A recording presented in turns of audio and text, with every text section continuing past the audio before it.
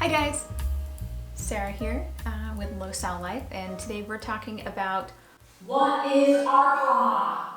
Let me tell you, RPAH is the abbreviation that makes the YouTube captioning robot bonkers. I edit all of my captioning before my videos go up, so I try to publish my video at night, and then usually like 12 hours later the captioning robots go through and they do their best, and then in the morning I will go through and edit the captions so that everybody has a best chance of understanding what I'm saying, especially if you don't understand it. You can turn on the captioning and then there should be a written version of it. So that RPAH is one of those that I have to go in and fix all the time. That one and salicylates, believe it or not, I know. All the chemical names are really easy, like polyphenol bismuth, or whatever like those big long ones are. Those will show up with no problem, but salicylates always comes in as Salicylates. Salicylates. I guess I can hear it, but anyway. So today we're talking about RPAH, and the question is, who are they? What are they? What do they do? Why are they so important? Like why, what's up with them? So now, I don't live in Australia. I've never been there. I've never interacted with anybody from there, so I'm probably not the best person to be talking about this, but I will tell you what I can gather from being on their website and using some of the products. RPAH stands for Royal Prince Alfred Hospital. They are located in the Sydney area within the Sydney health district. They are the teaching hospital for the University of Sydney. So that means that when any doctors or surgeons or anybody goes through med school at the University of Sydney, they will be assigned to this hospital. And so it's usually a really good thing to have a teaching hospital, because there's usually a lot of research and a lot of really educated people. There's just like anybody in any field, there are doctors that, hit their climax and think that they're done learning. This goes for tradespeople and students, right? You go through high school or university and then you graduate and then you're like, I'm done learning. Anyway, but these teaching hospitals tend to be really modern and really kind of up there with continually learning and doing active research and that kind of thing. So that is what RPAH is. In RPAH, they actually have an allergy unit, is what it is called. In the allergy unit, they have a section on their website that is dedicated for food intolerances. Now, food intolerances are not an allergy, but according to their taxonomy, it made sense to put food intolerances under allergy. They're basically treated pretty much the same for the most part, so it makes sense that it would go under there. So food intolerance and sensitivities are under that section, and they've done quite a bit of work in the realm of salicylate sensitivity. They also treat a lot of people with salicylate sensitivity, and maybe if you live in Australia and you've had interactions or experiences with them, you can leave in the comments what they've done for you, what kind of treatments they've done. I don't think that I've got to look into it. I guess in Germany there's a test that you can take so to find out if you're salicylate sensitive. I know that there's some varying level of tests available, but RPAH, for the most part, my understanding is they recommend an elimination diet. So they really, they're looking at quite a few chemicals, not just salicylates. They look at salicylates and amines together is usually what they will combine for their elimination diet. They'll also recommend that you kind of stay away from some of the big problem foods like wheat and dairy, corn, soy, some of those that are pretty high up there for allergies or intolerances. They would recommend that you eliminate those, or at least test for it. And then there's also other chemicals too, like nitrates, sulfates, and glutamates. Basically, they recommend that you try an elimination diet and then you test your foods, those chemicals later, and then if you get a reaction, then you probably should stay away from that one, and then you go through and test the rest of the foods until you're done. So it's pretty standard, like that's a good method, right? There's really only one way that you can tell if a food or chemical is bothering you, and that is by removing it. Do your symptoms improve? Then adding it, do your symptoms, get worse? So that's a pretty solid, like, scientific method there. On their website, I see anything else I forgot here? Got my notes. Oh yeah, link is down in the description if you want to check out their website. I also have it linked off of my website, and I also have some of the research articles also linked off the research section of the website. I have like other websites to check out section on my website, so any new or old, some really old websites are on there too. Those will be under the website section. And then if they have a research article or something like that, then that goes into the main research page.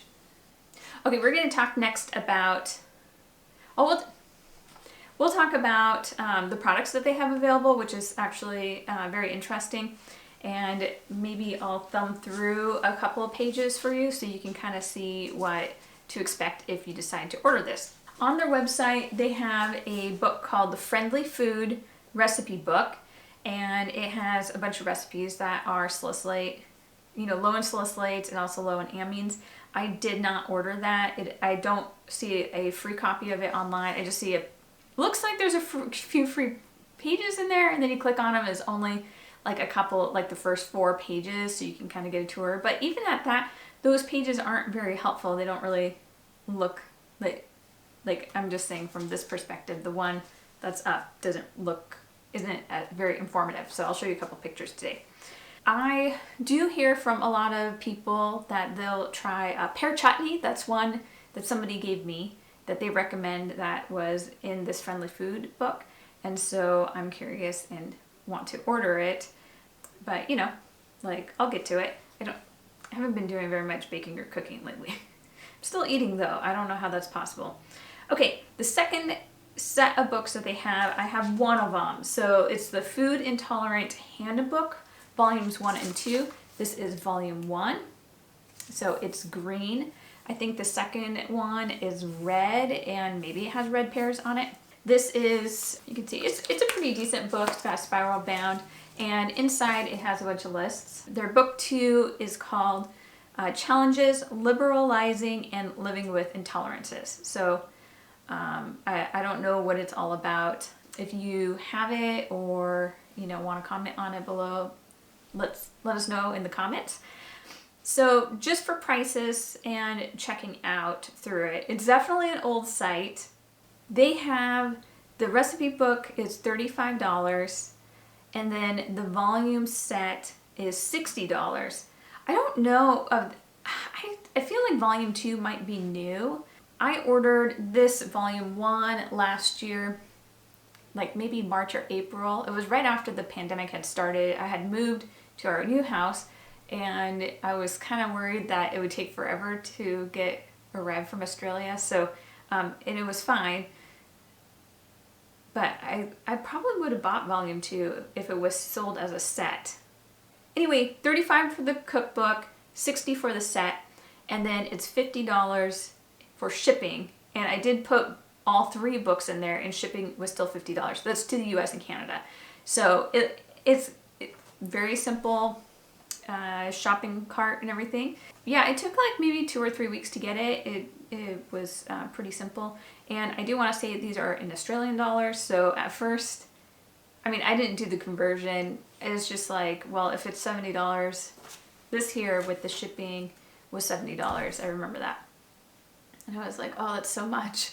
But I guess if I have to get it, I have to get it, right? Because I wanted to make sure that whatever information I'm telling you, that it matches up with RPAH. So anyway, it's Australian dollars. I didn't bother doing the conversion, but at the time, it ended up only costing me in the $40 range. So, and also if you're on their website, they do have information about how the elimination diet was developed. They do have another section that has some research articles, and we'll talk about that in a second. For the most part, RPAH is considered basically like the gold standard for following a salicylate sensitive diet or a low amine diet. They do make their materials available so that everybody can find it, right? I mean, I don't know, there's a part of, like, for some reason they're very popular and they're the gold standard, but then you have to pay for a hard copy book to find out what they actually teach. I think that's really interesting. Most information, like for me, I think all information should be free, like especially when it comes to people's health. Like I don't think that people should have to pay for, like, to find out what's on your list. Call me old-fashioned. Actually, that's not old-fashioned thinking. That's a little broader than that. Unless you count libraries. Libraries basically have that same motto. All right, we're gonna move on to their kind of model in their research. So this book here has so we all know Swain et al. 1985, right? This should all be ingrained in our brains by now, especially if you've watched any of my videos. So Swain et al means like, and many others. Swain is Anne Ruth Swain. She is one of the authors on this book. And this book, I think the first, oh gosh, okay, their copyright information is on their back. So it was first published in 2009 with Anne Swain. And just to let you know, I have the updated copy. This is 2019, which is their newest edition. They do not put on their website what the newest edition is, so I don't know if they've come out with a 2001. Like I said, I just bought it last year, so it should be the newest edition. So, and then their PDF that they have online doesn't have this back page on it. It only has the first couple pages. So kind of frustrating trying to find that information out. This was written by Anne Swain, and before she wrote this in 2009, she wrote a research article that tested 300 common foods in Australia. That is the one that basically was the mother of all salicylate lists ever made. Since 1985, a few things have changed. I believe that we have better testing tools available in the last, 40 years. Also, our food production has changed, and our food is still part of food growing and food processing, and the length of time it takes to get to us. These are all different things that have changed. So just some things to consider. Since 1985, a few things have changed. Let's see, 1985. So besides that study, which is very popular and very important, in 1988, she presented her thesis. I have that link from my research page, so go in and read that. Basically, it talks about the experiments that they tried with people and how, people got better if they tried a low-sal diet. There's a lot more information in it. I have not read it, but you can, because reading theses are so much fun. Actually, I've done a few. Okay, all of that is very cool. It said that the thesis started the testing as far back as 1977. I don't know if Anne Swain was part of that. It said it started under R.L. Clancy, who was a staff immunologist. That was all with RPAH. That is kind of the backstory. Now, I do have one criticism, and I don't know, do we need to call them criticisms? Do we need to say analytical question, comment, thought, concern? This is a little bit of a concern for me that I have seen in the Salicylate forums, and it is that RPAH is the ones doing research. They're the ones that should be making the rules for salicylate sensitivity kind of thing. Okay, now RPAH is not saying this. This is somebody who is defending RPAH. This was the statement. I have two statements about that. One, nobody holds the answers for science and truth. That is a collective arrangement by many people, many communities. Science and science truth should be able to be reproducible by others, given, a good, you provide the method, somebody else should be able to reproduce it, right? That's good science basics. Okay, nobody holds the truth, which is another reason I find it irritating that they don't publish this stuff publicly. Why do you have to order a book? That's so annoying. Okay, the second thing that I have an issue with that. They're the ones doing the research. No. Unless their website is just very, very, very outdated, they actually haven't done any research on salicylate sensitivity in a really long time. Okay, I'm going to give them the benefit of the doubt that they're just not publishing their stuff anymore. And like I said, their website does look old, but they did update this so that you can buy a book. And they have been updating their website. There were some pretty recent articles on there. I'm just going to say, if you look on their research articles page, there is actually no articles that include salicylate in it until you hit 1999. So that was more than 20 years ago. There was a chronic fatigue syndrome article in 2000 that I was not able to find. I will have to contact my librarian and see if they can track it down. It was free if you're part of the AMA, but it should be free for like university hospital staff, right? Like even if they're not part of AMA. Anyway, chronic fatigue syndrome in 2000. I couldn't even read the abstract on it, so that was really frustrating. But it might have been mentioned in that, but even if we say that it is mentioned in there, that's still over 20 years ago. Are they actively doing research on salicylate sensitivity for all of us? No, they're not. Unless it's being published somewhere else and not updated on the site, it's not. But I will validate the reason why their book is good. So here's the thing. I look at salicylate sensitivity from a research perspective. Like, I want to make sense and organize all of this data that is being made worldwide, right? We've got research in Poland, in Scotland, in Japan, Korea. I just saw an article in Korea. So we have all this research everywhere. It's not organized in one place. There's no nonprofit organization to represent and do this work for us. So I am happy to put it on my website. But I don't work with patients. I work with myself.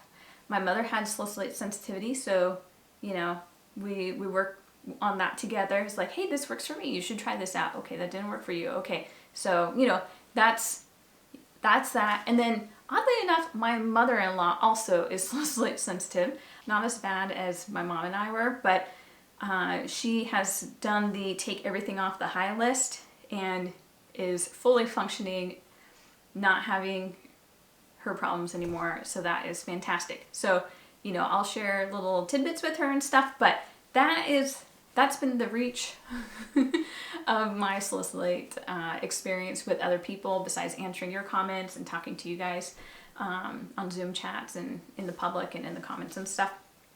But RPAH, they are actually working with patients, and they work with a lot of patients, and they probably see plenty of patients having reactions to certain foods and not having reactions to other foods. So the reason why they're able to update a book like this in 2019, even though it was last revised in 2011 and things have changed and moved off the lists, they are probably consulting some of these updated lists like Hezekiah and Malachar with some of their updated lists. And they're also probably getting feedback from their patients that say, hey, I react to this all the time. Like, what's going on? So in those cases, they might think like, oh, this is, challenging for a lot of people. We should move it up higher on the list. So that is one reason why they should still be considered the gold standard, because they're actually working with patients. So a little bit different perspective where I come from, like, this is what the research says and this is what we can gather from it. This is, hey, we work with patients on a regular basis and this is how we're going to change it. But there's also something else to consider. If they have something on the higher list and it's lower on a research article or vice versa, that's something to consider. It's like, oh, well, the research says this and they say this. Which one am I going to believe? So you got to kind of do what's best for you. Again, that's the reason why elimination diets are so fantastic. Real quick, I will just give you a tour of this book because this is the one that I have. But I will show you kind of the nuts and bolts of this. So essentially you have these tabs, and you have these tabs, there you go. So it's got all this introduction stuff. I think I think this introduction section is completely online. Here's information on how to do the elimination diet.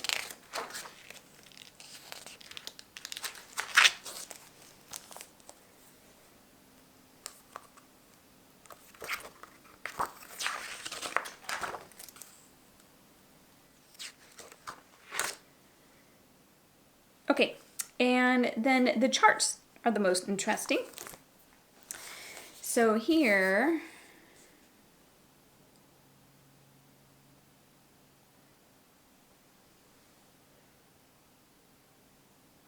you can see the food lists. So that is basically the majority of the book. And then the very back end of it has like meal suggestions, supplements, finding personal care, things like that. I mean, it's not a lot of information, but if you're just getting started, it's really a great book to use. Not only that, I like the way the pages feel. The spiral bound is really nice. Like altogether, it's a good book. And I like it because because of the spiral bind, I can just like drop it in a folder and take it with me. Like I live part of the time in Western Washington. And so I always take this with me in case you guys have questions. I can be like, well, this is what the research says, and this is what RPAH says. One thing that I don't like about this, which is kind of nice and kind of not nice, but basically they have a low, moderate, high, and very high set. I really wish that they would have a negligible set, and they don't have that. Because some of these, like vanilla is low, but it's not really, so it says low in small amounts. But, you know, I would like to see, I would like to see a negligible list. Like to me, it says parsley pinch only, which is nice because that's like, okay, I can have a tiny bit of parsley, but parsley has been tested high, and obviously if you eat a lot of it, you're gonna have a reaction to it. So that should be, anyway, there's a few things that I don't like. The other thing that I don't like is, I will show you this here.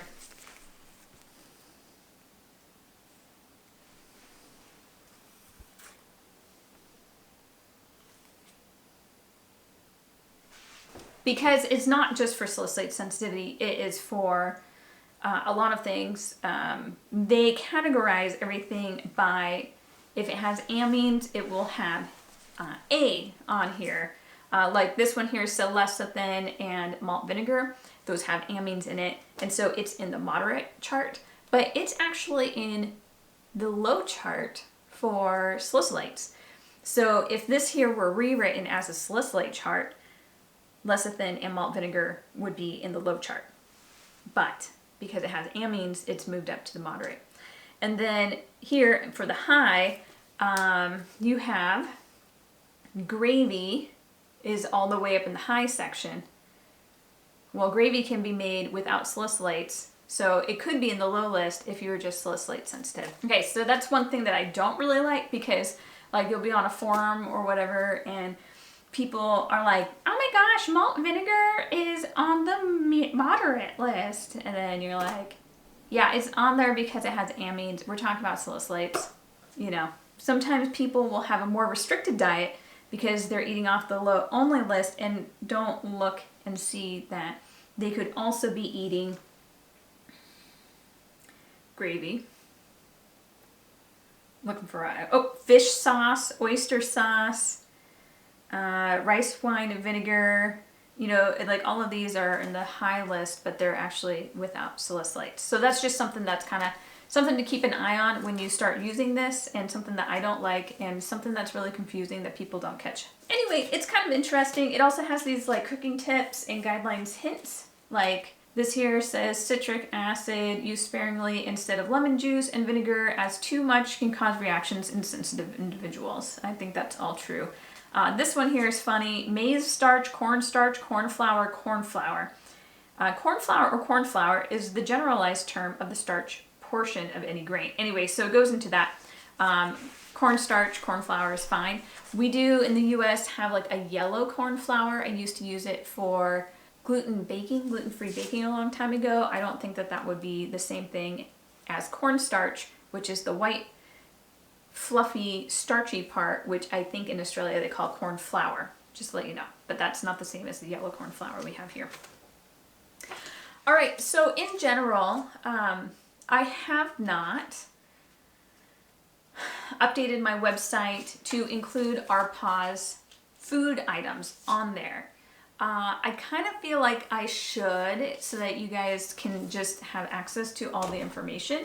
I do quote, when I do put something on there, I do put that it's their 2019 version, but number one, that would take an eternity to do, and I think that the actual research information is actually better to know about than what is in here. But if there is an item that does not have a research value, I feel like palm oil is one of them. We just talked about that a few videos ago. If, like, let's say palm oil doesn't have a lab result, then if RPAH has made a statement about it, I will put in that value into my list. So, and every single time any of you guys ask me questions, I will say something like Brussels sprouts, even though they've tested high by other research studies, actually tests, like RPAH actually lists it as low or whatever it is. Let's see what they have it in here. I can't believe it's still on low. It's still on low. I cannot eat that stuff. Yeah, I think chayote is another one, choco. That one I don't think has a research result for it, but it's listed as low on here, so that would be one that I would put in. Yeah, Brussels sprouts is still low, and beans. I know French and yellow beans have come up really high in some testing. So anyway, just some things to think about. Like I said, I won't be putting every single one up there. I do put the important ones or missing articles up there. I think that's all for now. If you have any comments or challenges to any of the statements I made, I would be very interested in hearing about it. And for the most part, I'm going to say, way to go RPAH, way to, you know, stake the claim and help the rest of us get on board, even if it takes 50 years. 77 they started working on this, so I appreciate that. I do think that your resources should be free. This is the 20s, so I think information like this should be free and available, especially when there's so many people worldwide, including, you know, countries that don't have the infrastructure or healthcare or information like this available to them. I think it'll go a long way if it was. And with that, I think I'm heading out. You know what to do. Thumbs up, subscribe, comment, check out my website, low-sal-life.com, and best place to message me is probably through Instagram. That one's the easiest for me to manage. All right, with all that, see you guys later. Bye.